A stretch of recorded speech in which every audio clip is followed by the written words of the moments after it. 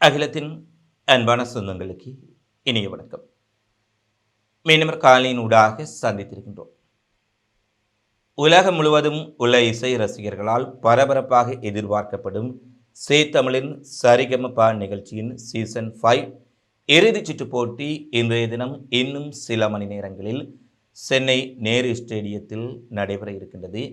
மிக பிரமாண்டமாக நடைபெற இருக்கும் இந்த நிகழ்ச்சியில் பல்வேறுபட்ட தரப்பினரும் மிகப்பெரிய அளவில் இந்த 6 போட்டியாளர்களில் யாரெல்லாம் வெற்றி பெறப் போகின்றார்கள் என்று மிகப்பெரிய எதிர்பார்ப்பில் காத்திருக்கின்றார்கள். இந்த நிலையில் நேற்றைய தினம் தமிழ் நிகழ்ச்சியில் நடைபெற்ற சுவாரஸ்யமான சம்பவங்கள், தற்போதைய நிலைமையில் இந்த நிகழ்ச்சிக்கான ஏற்பாடுகள் எந்த அளவில் இருக்கின்றது என்பது குறித்த பிந்தைய நிலவரங்களை இந்த காணொலியில் விரிவாக பார்க்கலாம். தமிழ் நிகழ்ச்சி கடந்த மே மாதம் முதல் நடைபெற்று வருகின்றது. தமிழகம் கடந்து உலகம் முழுவதும் இருக்கக்கூடிய இசை தேடல் இருக்கக்கூடிய, அதாவது பாடகர்களை, இளம் பாடகர்களை வெளியுலகுக்கு காட்டக்கூடிய இந்த நிகழ்ச்சியில் தமிழகம், இந்தியா கடந்து இலங்கை, சிங்கப்பூர், மலேசியா, பல்வேறுபட்ட தமிழ் மக்கள் வாழக்கூடிய நாடுகளில் இருந்தெல்லாம் போட்டியாளர்கள் போட்டியிட்டார்கள்.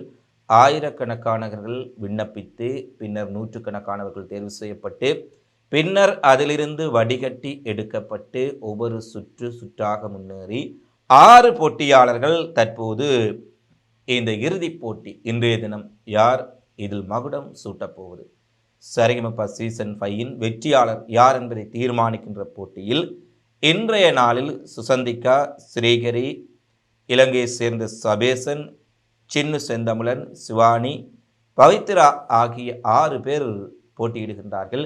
இந்த 6 பேருடைய பின்னணிகள் அது சார்ந்து பல்வேறுபட்ட விடயங்கள் ஏற்கனவே வெளியாக இருந்தன. இதில் பலர் இசை பின்னணியை கொண்டவர்கள், இசை சுற்று போட்டியில் இருக்கக்கூடிய பல்வேறுபட்ட இசை சார்ந்த இருக்கக்கூடிய பின்னணியை கொண்டவர்கள் வந்திருந்த போதிலும் சிலர் பவித்ரா மற்றும் சின்னு செந்தமிழன் ஆகியோர் எந்த விதமான இசை பயிற்சியும் இல்லாமல் தங்களுடைய கேள்வி ஞானத்தின் உண்டாக அல்லது இசை ஞானத்தின் உண்டாக மிகப்பெரிய அளவில் முன்னேறி இருந்தார்கள். அதிலும் 5 போட்டியாளர்கள் வாக்குகளின் அடிப்படையில் போட்டியில் தேர்வு செய்யப்பட்டாலும் பவித்ரா மக்களினுடைய மிகப்பெரிய ஆதரவை பெற்று மக்களினுடைய வாக்குகள் மூலம் இந்த போட்டிக்குள் உள்வாங்கப்பட்டார்.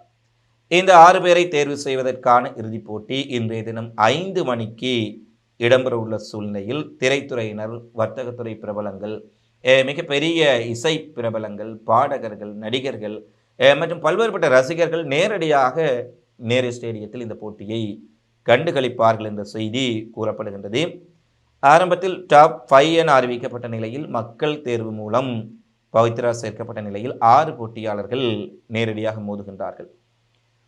இந்த போட்டியில் பல்வேறுபட்ட போட்டியாளர்களுக்கும் பல்வேறுபட்ட பின்னணி இங்கே காணப்படுகின்றது. அவர்களுடைய மிகப்பெரிய அளவிலான முயற்சிகள், கடந்து வந்த பாதை, இந்த போட்டியில் வெற்றியீட்டுவதற்காக அவர்கள் எடுத்துக்கொண்ட மிகப்பெரிய அளவிலான பயிற்சி, அர்ப்பணிப்பு என்பன அவர்கள் ஒவ்வொருவரும் இந்த போட்டியில் வெற்றியை பெற்றுக்கொள்ள வேண்டும் என்று அனைவரும் விரும்பும் அளவுக்கு மிகப்பெரிய அளவில் அவர்களுடைய விடயங்கள் முழுமையாக காண்பிக்கப்பட்டிருந்தன. இந்த சூழலில் தான் உலகமெங்கிலும் வாழும் தமிழர்கள், குறிப்பாக ஈழத்தின் கிழக்கு மாகாணத்தை சேர்ந்த அம்பாறை மாவட்டத்தை சேர்ந்த சபேசனுக்கு ஈழத்தமிழர்கள் மற்றும் உலகெங்கும் வாழக்கூடிய புலம்பெயர் தமிழர்கள் மத்தியிலும் மிகப்பெரிய ஒரு வரவேற்பு இருப்பதை காணக்கூடியதாக இருக்கின்றது. ஏனெனில் இந்த போட்டிக்கு சென்று கில்மிஷா ஒரு முறை இலங்கையை சேர்ந்த யாழ்ப்பாணத்தை சேர்ந்த சிறுமி வெற்றி வாகை சூடி மகுடத்தை சூட்டியிருந்தார். இந்த நிலையில் மீண்டும் இலங்கை வடக்கு மாகாணத்தை சேர்ந்த கில்மிஷா வெற்றியீட்டிய நிலையில் கிழக்கு மாகாணத்தை சேர்ந்த சபேசன் இம்முறை வெற்றியிட்ட வேண்டும் என ஈழத்தமிழர்கள், புலம்பெயர் தமிழர்கள் மிகப்பெரிய ஆதரவு சபேசனுக்கு அளித்து வருகின்றார்கள். அது மட்டுமல்ல, அவருடைய வீடியோக்கள் மில்லியன் கணக்கான பார்வையாளர்களை ஈர்த்துள்ள சூழ்நிலையில் அதிக அளவில் கோல்டன் பெர்ஃபார்மன்ஸ் கொடுக்கப்பட்ட ஒரு ஸ்டார் முறை அடிப்படையில் சபேசனை இந்த இறுதிப் போட்டி சுற்றாளர்களில் மிக அதிகளவான ஸ்டார்களை பெற்றுள்ளார். நடுவர்கள் விரும்பக்கூடிய பாடல்களை பெற்றமை, மக்களால் அதிகம் விரும்பப்படும் போட்டியாளராக இருக்கின்ற காரணத்தினால் அவர் வெற்றி வாகை சூடலாம் என்ற எதிர்பார்ப்பு, வெற்றி வாகை சூட வேண்டும் என்ற எதிர்பார்ப்பு இலங்கையில் இருக்கும் தமிழ் மக்கள் மத்தியில் மிகப்பெரிய அளவில் எழுந்திருக்கின்றது. சமூக வலைத்தள பதிவுகளாக இருக்கலாம், செய்தி ஊடகங்களிலாக இருக்கலாம், இந்த சபேசன் சார்ந்த விடயங்கள் இடம்பெற்றுள்ள சூழ்நிலையில் நேற்றைய தினம் இந்த ஃபைனல் இறுதிச் சுற்று நடைபெறுவதற்கு முன்பாக எப்போதும் ஒரு பெரிய கொண்டாட்டம் அங்கே நடைபெறும். அந்த அவர்களுடைய இரகசியமான விடயங்கள், அவர்கள் சார்ந்த பல்வேறுபட்ட விடயங்கள் காண்பிக்கக்கூடிய அந்த கொண்டாட்ட நிகழ்ச்சியில் சபேசன் தன்னுடைய வருங்கால மனைவி அல்லது காதலியை சரிகமப மேடையில் முதல் முறையாக நேற்றைய தினம் அறிமுகப்படுத்தி இருக்கின்றார். சபேசனின் வருங்கால துணைவி இலங்கையின் மட்டக்களப்பை சேர்ந்தவர் என்பதும் சரிகமப மேடையில் அவர் முதல் முறையாக சென்று நேற்றைய தினம் இந்த வெற்றி கொண்டாட்டத்தில் சபேசனை ஊக்கப்படுத்தி இருந்தார். 10 வருடங்களாக இருந்த தன்னுடைய காதல் வாழ்வை இம்முறை அவர் சீத்தமிழ் ஊடாக உலகுக்கு வெளிப்படுத்தி இருக்கின்றார். அது மட்டுமல்ல, சபேசன் குறிப்பாக இந்த போட்டியில் தான் மிகப்பெரிய அளவில் பல்வேறுபட்ட சிக்கல்கள், சிரமங்கள், படிப்பை முடித்து வேலை கிடைக்காத சூழ்நிலை, குடும்ப கஷ்டம், வாழ்க்கை போராட்டம், பல வேலைகள் செய்தும் அவர் அதில் வெற்றியடைய முடியாத ஒரு விரக்தியில் இசையில் சாதிக்க வேண்டும் என்ற ஒரே இலக்குடன் தான் இந்த போட்டியில் இலங்கையிலிருந்து இந்தியாவுக்கு வருகை தந்ததாகவும் தெரிவித்திருந்தார்.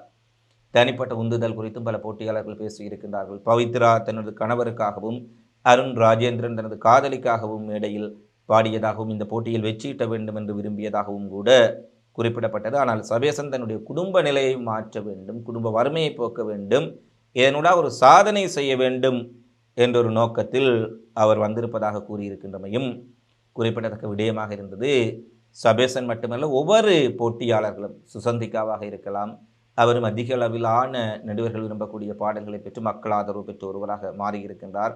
ஸ்ரீகரியாக இருக்கலாம், சிவானியாக இருக்கலாம், பவித்ரா அவருடைய குடும்ப சூழ்நிலை, அவருடைய பின்னணி, சரியான ஒரு இசை பின்னணி, இசை பயிற்சி இல்லாவிட்டாலும் கூட தன்னுடைய சொந்த முயற்சியாலும் ஞானத்தாலும் அவர் மிகப்பெரிய அளவில் அந்த பாடல்களை பாடி மக்கள் மனதில் ஒரு மிகப்பெரிய ஒரு ஈடுபாட்டை அல்லது ஒரு மிகப்பெரிய ஒரு ஆதரவை பெற்றிருக்கக்கூடிய ஒரு நபராக காணப்படுகின்றார்.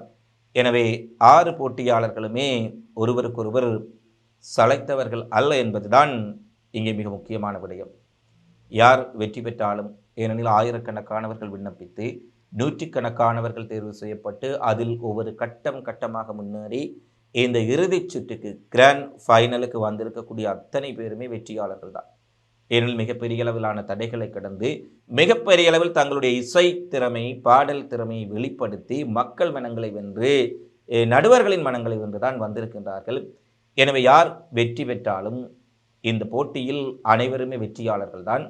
இருந்த போதிலும் இறுதி வெற்றியாளர் யார் என்பதுதான் மிகப்பெரிய ஒரு எதிர்பார்ப்பாக இன்றைய நாளில் மாறியிருக்கின்றது. சென்னை நேரு ஸ்டேடியத்தில் ஆயிரக்கணக்கானவர்கள் இந்த போட்டியை கண்டுகளிப்பதற்காக முன்பதிவு செய்திருக்கின்றார்கள். மாலை 5 மணியளவில் இன்னும் சில மணி நேரங்களில் போட்டி ஆரம்பமாக இருக்கும் சூழ்நிலையில் நேரு ஸ்டேடியத்திற்கு செல்ல முடியாதவர்களுக்காக பல நாடுகளில் சீத்தமிழ் இதை நேரடி ஒளிபரப்பாக லைவ் ஆக காட்டப்போவதையும் அறிவித்திருக்கின்றார்கள். சிங்கப்பூர், மலேசியா, மொரீசியஸ், ஐரோப்பிய நாடுகளில் இருந்தும் கூட இந்த சீத்தமிழினுடைய நேரடி ஒளிபரப்பு ஊடாக இந்த நிகழ்ச்சியை கண்டுகளிக்கலாம் என்று தெரிவிக்கப்பட்டுள்ள சூழ்நிலையில் இசை ரசிகர்களுக்கு மிகப்பெரிய கொண்டாட்டம் காத்திருக்கின்றது. யார் இந்த போட்டியில் வெற்றி பெறப் போகின்றார்கள் என்பது தொடர்பான உங்களுடைய விருப்பத்தை அல்லது உங்களுடைய முடிவை வீடியோவின் முடிவில் கமெண்ட்ஸில் பதிவிடுங்கள் என கேட்டுக்கொண்டு, உங்களுக்கு பிடித்த போட்டியாளர் யார் என்பதையும் அதற்கான காரணம் என்ன என்பதையும் இந்த போட்டியின் முடிவு எவ்வாறு அமைந்திருக்கும் என்பதையும் நீங்கள் கமெண்ட்ஸில் தெரிவிக்கலாம். இந்த போட்டிகள் ஆரம்பித்தவுடன் அது தொடர்பான சுவாரஸ்யமான சம்பவங்கள், நேரடியான விடயங்கள், போட்டியின் போக்கு குறித்து அடுத்த வீடியோவில் உங்களுக்கு விரிவாக தர இருக்கின்றோம் என்ற ஒரு நல்ல செய்தியோடு மீண்டும் அடுத்த காணொளியில் சந்திப்போம். நன்றி, வணக்கம்.